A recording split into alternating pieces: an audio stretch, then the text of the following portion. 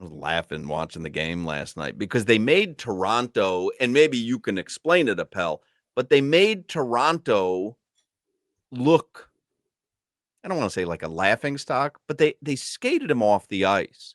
And I don't understand how that happens. And there was a game, obviously, that Toronto had to win game 6, and they did. They forced this game 7.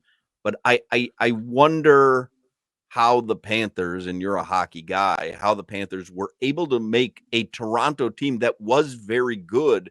Is it literally just that's Paul ball? It Yeah, I mean, takes that's a big part of it. But I would also say this: Game 6, yeah, the Panthers lost 2-0, but that was a low event game for both teams. I think if you ask Sergei Bobrovsky, he would tell you, I gotta have the Austin Matthews goal, right?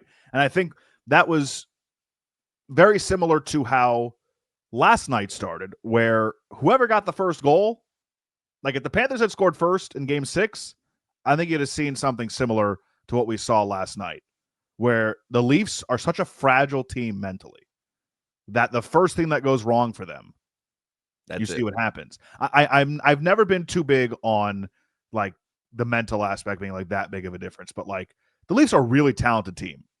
They got a lot bigger and they got a lot tougher.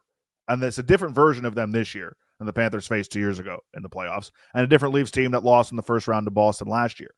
That team is so mentally fragile because of all the pressure they're under from that city, from the media there, from the fan base there, and it all comes down crashing all at once. Craig Berube is a Stanley Cup winning coach, won the Stanley Cup with the Blues in 2019.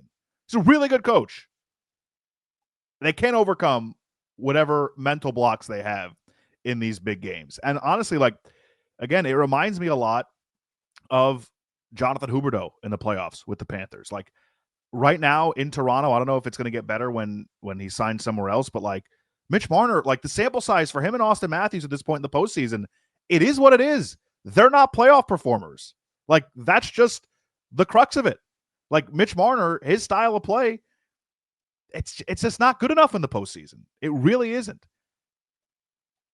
And I think that's the biggest difference. The Panthers are bought in to that style. They want to. There's that great clip of Paul Maurice last year against the Bruins that was going around again this postseason, where they're up 3-1 in the series. They come back home for the Panthers to try and clinch it, and they get off to a terrible start.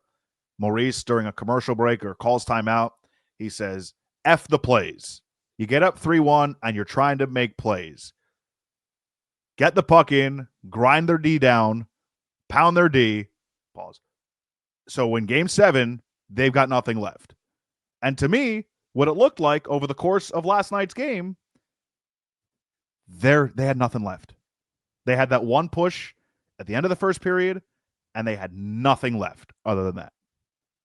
Hawk, if the Maple Leafs were ever going to win a Stanley Cup in Toronto, it was going to be this year. And I think, based that's on why they have to break up the team. That's what we talked about earlier. Yeah. Like, there's like, you run that back, you're going to have a fan base that is incensed.